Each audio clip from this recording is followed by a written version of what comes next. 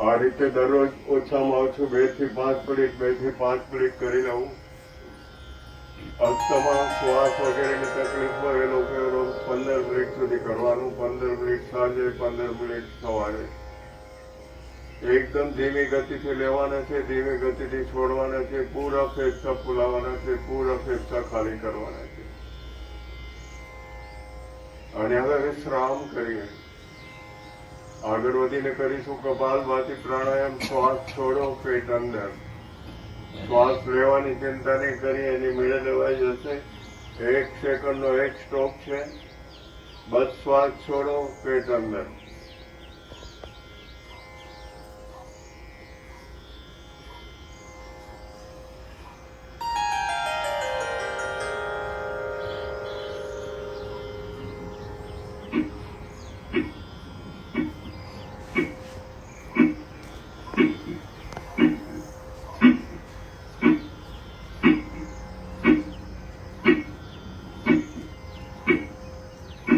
કમર ગરદન સીધા રહેશે. બંને હાથની મુદ્રા બનાવી.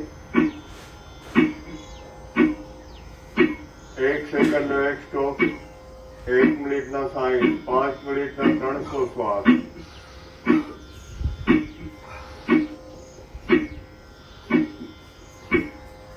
મોટા ભાગના રોગો કપાલભાતી અને અનુલોમ વિલોમ પ્રાણાયામ કરી અને મટાડી શકાય. રોગી લોકોએ 15 મિનિટ कपालभाती, 15 मिनट अनुलोम विलोम प्राणायाम सवार। आत्मा बोलो, निवेदन बोलो, उसी को ख्याल में रखे।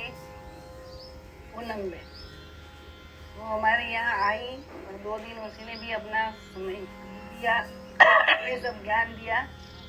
जो खराब नहीं हो, अच्छा है, लेकिन हस्तीपद में जैसे समा जाते हैं और पशुओं की छाप बढ़ाए ना, हाथी का पगला बड़ा है, उसी में और जो पशु गए उसी के छोटे छोटे उसी में समा जाते। वैसे ही सब टेक्निक, भक्ति योग हो, ध्यान योग हो, हठ योग हो, लय योग हो, राज योग हो, कर्म योग है, सब इसी में समा जाते हैं महायोग में। इसीलिए उसको महायोग कहा गया है। तो आपका भी हम अभिनंदन करेंगे। वाणी से तो करते हैं, लेकिन हमें पुण्य तो पुण्य की जो दल होती है देंगे। और भगवान भाई ने लास्ट दिन में भी बहुत अच्छा समय दिया हमारे लिए। तो आप वड़ील है आपको वड़ील तो है नहीं, इतना अच्छा काम करते हैं। हमारा तो यही सिद्धांत है कि परस्पर देवो भव। गुरुदेव है तो क्या ये सब बैठे ही शैतान है? कोई शैतान नहीं, सभी में यही परमात्मा बैठा है। तो परस्पर देवो भव हमारा ये सूत्र है। अस्तु, आप हमारी अभिनंदन जो हम करेंगे वो स्वीकार लेना, हमारी प्रार्थना है। नहीं करना, चलो बेटा। 3 દિવસીય યોગ શિબિરમાં આપણને યોગ ઇન્સ્ટ્રક્ટર તરીકે પૂનમબેને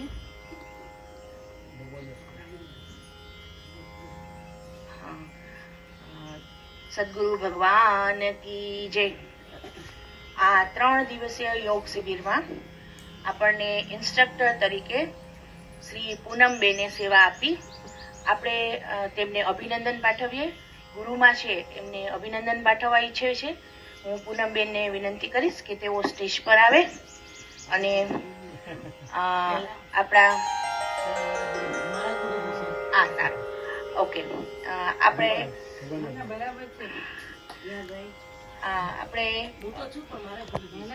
પૂનમબેનના ગુરુજી ભગવાનભાઈ જેઓ એ પણ આ 3 દિવસ દરમિયાન આપણને સેવા આપી છે। હું મંગલમૂર્તિભાઈને માતાજીને વિનંતી કરીશ કે તેઓ ભગવાનભાઈને પુષ્પગુચ્છ અને શાલ અર્પણ કરીને અભિનંદન પાઠવે। તાળીઓથી વધાવશું।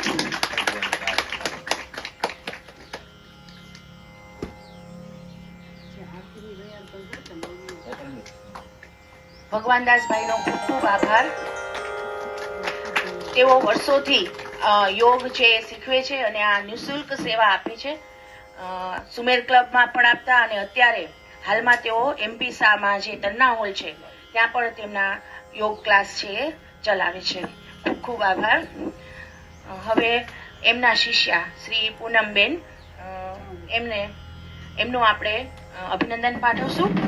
હું મંગલમૂર્તિના પત્ની ધર્મપત્ની હર્ષેશ્વરીને વિનંતી કરીશ કે તેઓ તેમને પુષ્પગુચ્છ અર્પણ કરે.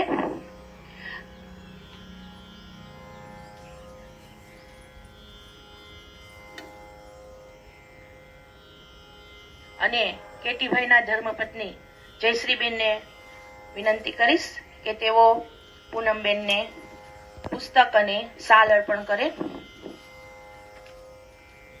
આ જે પુસ્તક છે એ માતાજીના લિખિત પુસ્તક છે. આપણે તાળીઓ પાડીશું. હા, આવે છે ને જયશ્રી. આ પુસ્તક છે સત્ય લઘુ કથાઓ, જે માતાજીએ લખેલ છે અને એમના જીવનની યાત્રા છે. સદગુરુ ભગવાન કી જય.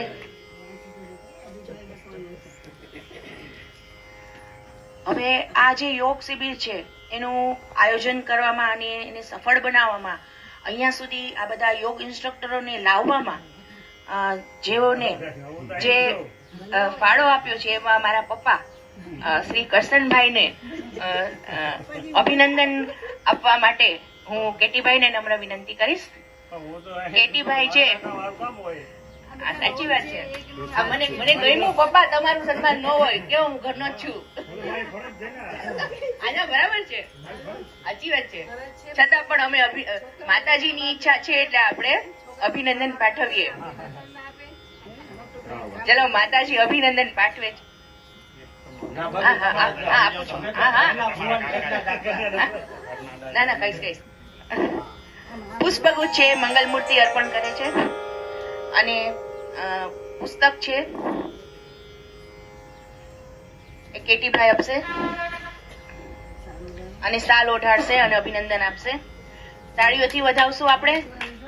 આ યોગ શિબિર આપણી ખૂબ સારી રહી. આ 3 ઇન્સ્ટ્રક્ટરે આપણને ખૂબ સારી રીતે અને સરળતાથી યોગા શીખવ્યા અને આપણને બધાએ ખૂબ મજા આવી.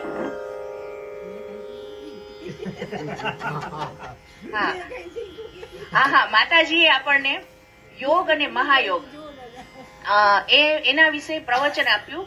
હું ખાસ કહેવા માંગીશ કે યોગ છે, માતાજીએ કીધું એ જ હું રિપીટ કરીશ. આ માતાજી અમને વારંવાર કહેતા જ હોય છે, યોગ અને મહાયોગ બે અલગ અલગ છે. એટલે યોગ અને મહાયોગ બે વસ્તુ અલગ છે. યોગ છે ઘણા પ્રકારના હોય, રાજયોગ, કર્મયોગ, હઠયોગ.